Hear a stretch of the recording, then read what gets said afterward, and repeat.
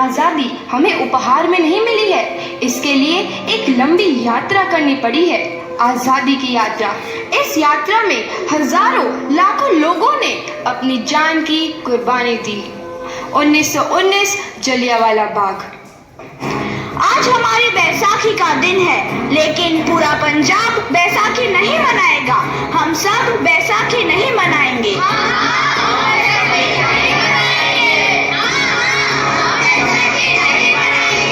जब तक हम अंग्रेजों को भारत से बाहर नहीं निकाल देते, पूरा पंजाब बैसाखी नहीं मनाएगा।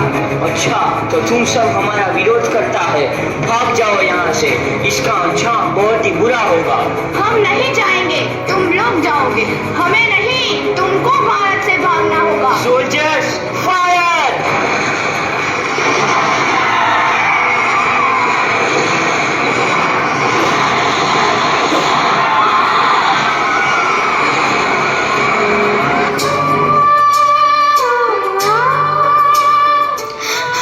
ये जमीन हमारी, ये धरती हमारी, ये खेत हमारे।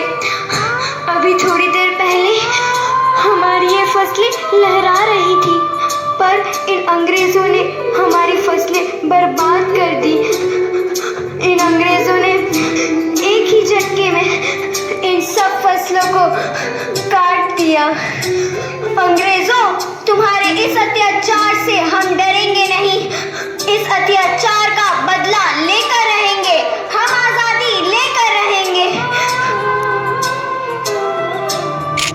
जलियांवाला बाग हर हिंदुस्तानी की आंख नम कर गया। इस कांड में कितने मासूमों की आहुति चढ़ गई, इतनी हैवानियत से इंसानियत कत्ल कर दी गई। जलियांवाला बाग के हत्याकांड ने आज़ादी की आग में घी देने का काम किया।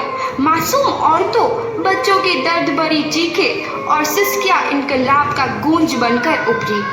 लाला लाजपत राय, भगत सिंह, राजगुरु, सुखदेव सरीखे क्रांतिकारियों ने भारत की इस जमीन से विदेशी दरिंदों को निकाल फेंकने के मंसूबे मजबूत कर लिए। 8 अप्रैल 1929 लाला लाजपत राय के नेतृत्व में साइमन कमीशन के खिलाफ एक भारी जुलूस निकाला गया।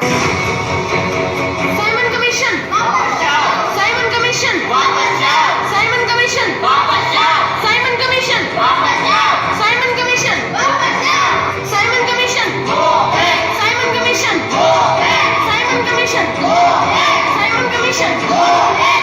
बेवकूफ इंडियंस, तुमको हमारी बात समझ में नहीं आती। Stop this. साइमन कमीशन नहीं मानता। आई से स्टॉप दिस। लाला जी, आप आगे बढ़ो, हम आपके साथ हैं। लाला जी, संघर्ष करो, हम आपके साथ हैं। लाला जी, संघर्ष करो, हम आपके साथ हैं। लाठी चार्ज करो!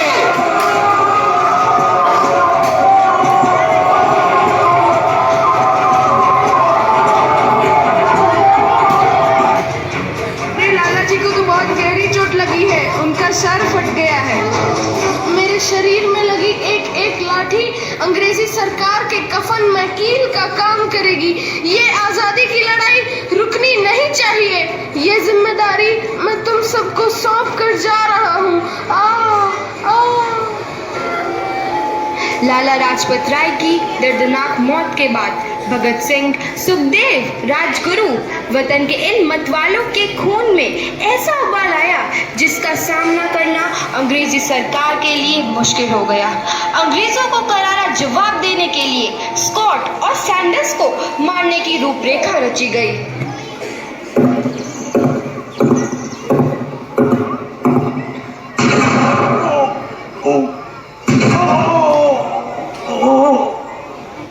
सैंडर्स मारा गया। चारों तरफ तहलका मचा था। दीवारों पर लिखा था, लाला जी की मौत का बदला ले लिया गया है। भगत सिंह समेत सभी वहां से फरार हो गए। 8 अप्रैल 1929 दिल्ली में ब्रिटिश सरकार की सेंट्रल लेजिस्लेटिव असेंबली की बैठक में 2 बम धमाके की आवाज सुनाई दी।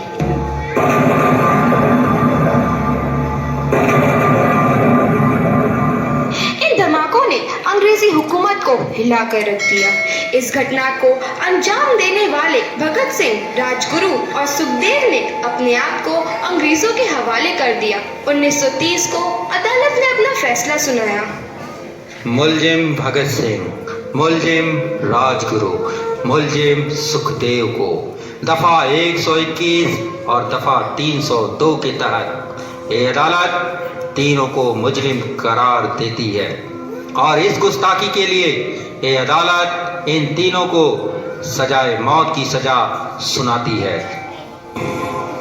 सरफरोशी की तमन्ना अब हमारे दिल में है, देखना है जोर कितना बाजुए कातिल में है।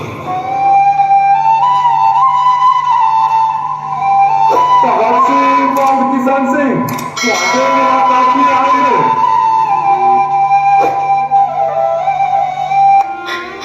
पुत्र की हाल है तेरा?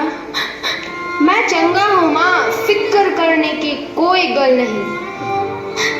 पुत्र, मेरा दिल तेरी तरह पत्थर दिल नहीं होगा।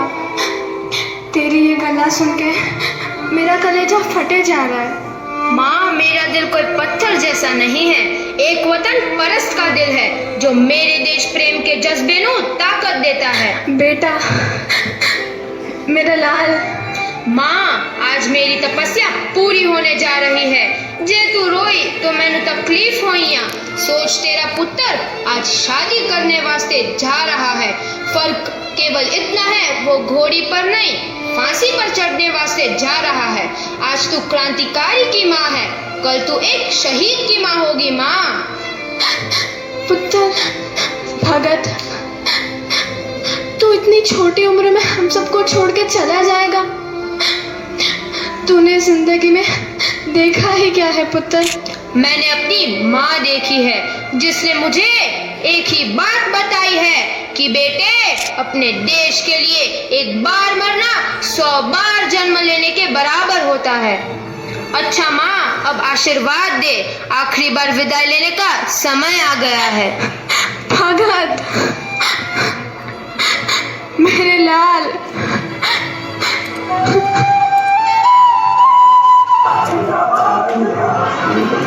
भगत सिंह, तुम्हारी कोई आखिरी ख्वाहिश? हमारे हाथ खोल दिए जाए। हम तीनों दोस्त एक दूसरे से गले मिलना चाहते हैं। उनके हाथ खोल दिए जाए।